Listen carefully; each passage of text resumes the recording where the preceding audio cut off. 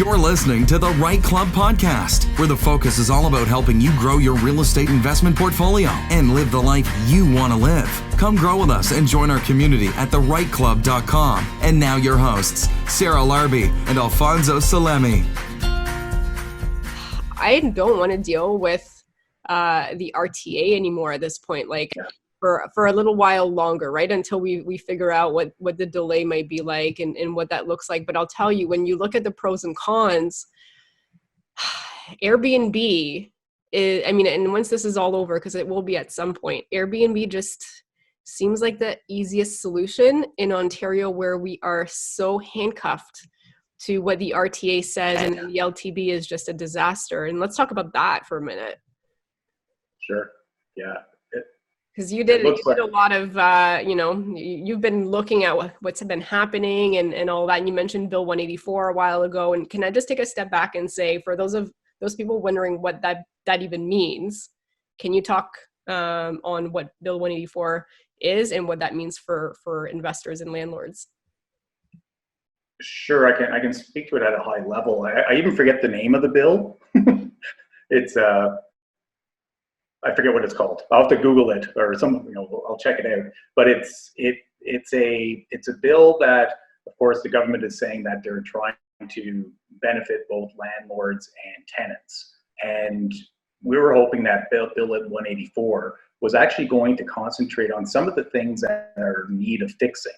We're talking the N4L1 process. There's so many things that need to be done. Heck, just come out of the dark ages, LTD, and allow emails to be sent and video conferences for hearings and stuff like that. But it really didn't touch on that. It really focuses on one is penalties to landlords for for compensation if you're selling a property, let's say, Alfonso, and you're selling your own your property, and you're asking your tenant to vacate because you want vacant possession, or the buyer wants vacant possession, you would have to pay the tenant 1 month's rent. That's not there today, so that's something new that's coming along. So it's interesting because when I was looking at it, and I noticed that tenant organizations like Acorn and I guess Parkdale in Toronto, the tenant groups, they're up in arms, right? They're freaking out. They're saying, "Oh my gosh, this is the eviction bill. Everyone's going to be on the street. What are you doing bringing this on during COVID?" And at the same time, Ontario Landlord Watch, myself, and other people were up in arms. We're saying, "What the hell you doing? You didn't listen to us when you talked to us. This is not what we wanted." So it's interesting that both sides are kind of saying, "Well, hey, this isn't right." So that sort of tells me that maybe the government actually wrote something balanced here, right? Something's actually working. I haven't gone through all of my stuff. Well, you guys can't see it, so I'm picking up a piece of paper here. It's the Bill 184. It has 4 parts to it overall. Part 4 has to do with the RTA, Residential Tenancies Act. So over the weekend, and I'll be finishing it tonight, I'll be comparing the bill, what's in the bill, to what's existing in the RTA, and seeing what those changes are. I'm doing a Zoom thing with Kayla tomorrow night, and we'll go over some of the changes. And Kayla probably knows it inside out already. I'll have to study it tomorrow before I hop on the line with her. So that's pretty much what Bill 184 is. There's obviously a lot more to it, but it's going to be interesting to see what happens. It's not going to change much. They did some hearings. It was in committee, and it's being sent back to the House now. So the legislature for royal assent or vote or whatever, and it's going to pass. And not to steal the headline, I'm just Googling it here. It's the Protecting Tenants and Strengthening Community Housing Act. There you go. So all of our landlords see that protecting tenants. Like, how can it further? Yeah. How can you further when, obviously we all have that, kind of general sense that Ontario is such a tenant friendly or tenant skewed, right? In the landlord board, right? Like, for how long? Like, the Liberals were in power for how long? And man, they just it just skewed everything. Everything went towards the tenants. I won't say everything. That's an exaggeration. Many things went to the tenants, right? And they did updates and changes and okay, but now all of a sudden this bill comes along and, there might be a couple of good things for landlords, and the people like the tenant organizations and tenant advocates, they're really like in an uproar. You should see the spin and the misinformation that they're spreading out on social media. So it's good to see the needle maybe change a little bit. And I'm gonna make a prediction right now. I'm going to go out and make a bold statement and say that Bill 184. Initially, I was like, "Oh my gosh, this is terrible!" Right? The arms flailing. The guy, what's that? The the rubber band guy on the side road. Yeah, the used car salesman. Yeah. Well, you guys, I keep forgetting that we're not on video, so people who are listening can't see me flailing my arms around. Sarah's looking at me like I'm nuts. No, that's fine. I mean, if you guys do want to see his arms flailing around, check it out on YouTube. Otherwise, you can keep listening to it. Yeah. So I'm going to say that it's based on what I've seen right now and what I'm hearing, it's really not that bad.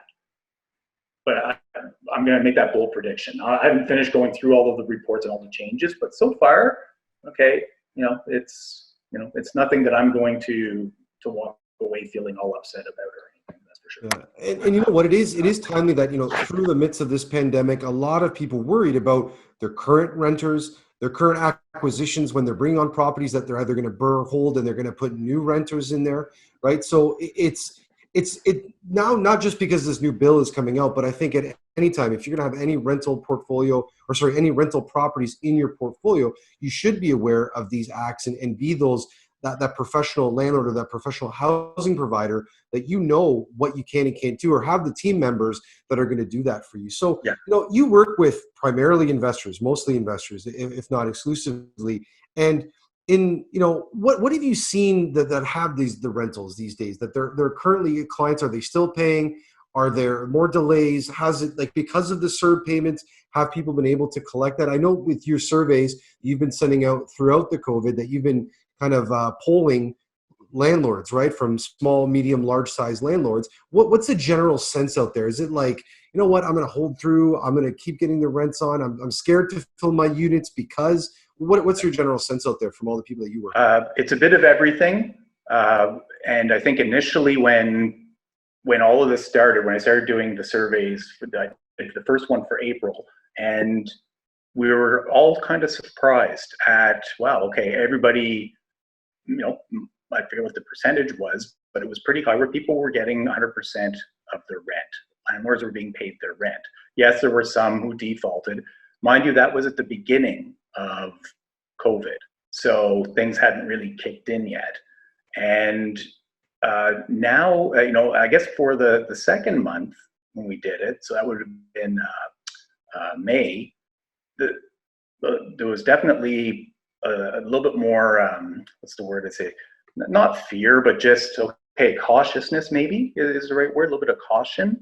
And I find that now, for this month, there seems to be a little bit of apathy, just in general. And we'll get into that when we start going through the survey. But it's interesting to see the waves and the emotions and how things have changed drastically a few times within a 3-4 month period. Yeah, absolutely. I mean, every week it seems like there's something new and a new headline. But it is interesting. And just Tony, with your personal investments, and we'll go through your survey in a minute. But what about you? Has everybody paid you as a landlord? Yeah. I've been really fortunate. Even some tenants who you may not really they're not your favorite tenants. You know what I mean? Good people and everything. We'll have some of those. Yeah, but they're paying. And a couple of people were late. We had some people move in over the weekend, did some move-ins, and some miscommunication perhaps with the first month's rent. But apart from that, no, I've been really fortunate that everybody's been able to pay. Yeah. How about you guys? Is it good? I've been good. I mean, there's one person that needed 3 extra days this month to pay, and he paid within those 3 extra days. And that was his first time that he you had to be delayed a little bit. But no, everyone's been good, and I was able to do a rent increase as well. The tenant was fine. So it's it goes back to screening. Every time I've been able to screen my own tenants and pick my own, those tenants are great. Sometimes you just acquire them, right? And you don't really have a whole lot of say in it. And also sometimes some slip through the cracks. But, luckily, all of mine realized that that's, just as important as buying food and buying other things, that rent is just up there with what they need to make sure that they cover. What about Thanks for listening to the REITE Club podcast and joining our community of real estate investors online at thereiteclub.com, where the focus is about helping you grow. We look forward to seeing you again next week. Thanks from your hosts, Sarah Larby and Alfonso Salemi.